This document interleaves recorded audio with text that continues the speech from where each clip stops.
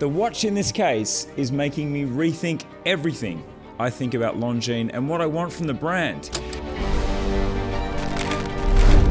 If you've ever watched me on YouTube before, you know that I have a great respect and affection for Longines. And in fact, the one watch that I would never sell, which I shared on About Effing Time, is the Longines Avigation Big Eye. Now, I'm not going to sell that because I'll never buy it again. It's just a watch that will never be on the chopping block because it is always in rotation on that Bond NATO with the grey and the black stripe.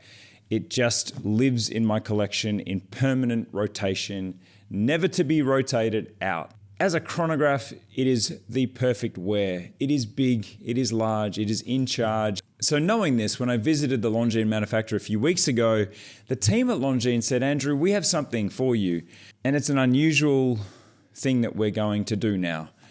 And they handed this pouch across the table. They said, inside this pouch is a Longines that has never been seen before and that has no release date and that has no marketing plan. We simply want you to take this away and do what you want to do with it. They did say, Andrew, what do you think the future should look like for Longines? And I said, well, it's a brand that is so consistent in the way that it presents itself. The boutiques, the collection, the range, it's all, I described it as it's a brand that walks but never runs. There's never a sense that the brand is pushing outside of its comfort zone. And that comfort zone is the deepest archive of classic releases. It is every style of watch you can imagine. The archive that Longines has would be the deepest that I have ever seen from a brand. There are many historical brands and multi-century brands that have deep archives, but Longines is off the chart. We have every type of watch you can imagine, including this avant-garde period from the 60s and 70s that hasn't been touched on very much of late. Anyway, I will get to opening this watch now, but they handed me this pouch and I opened it, and inside I saw this. It is a carbon case, an aluminium bezel.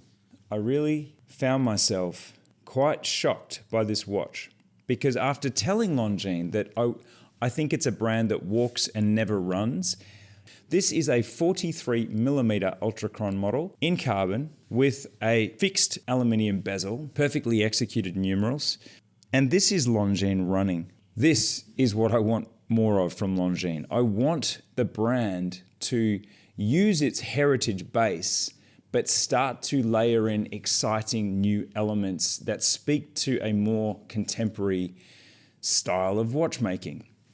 Such as, this is the first carbon-cased Longines ever made. And here it is on my wrist, the only one in the world right now. I love the buttery smooth sweep of the second hand. This is a 36,000 vibrations per hour watch. It is a high beat movement, and it is actually the first high beat diver to have ever existed. And it's that Longines flex of their movement capabilities. This is a brand that, to me, is distinctive for being an industrialized producer who could still maintain an extraordinarily high standard of Swiss watchmaking in those industrialized watches.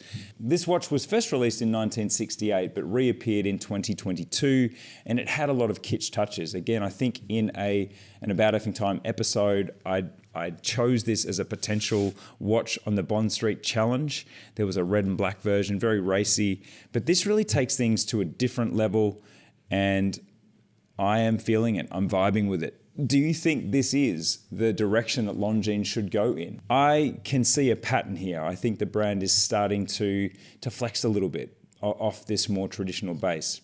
It's a really handsome looking carbon case, and then on the back you have swirls of carbon visible, and then this titanium case back. It's got a matte black dial, applied indices.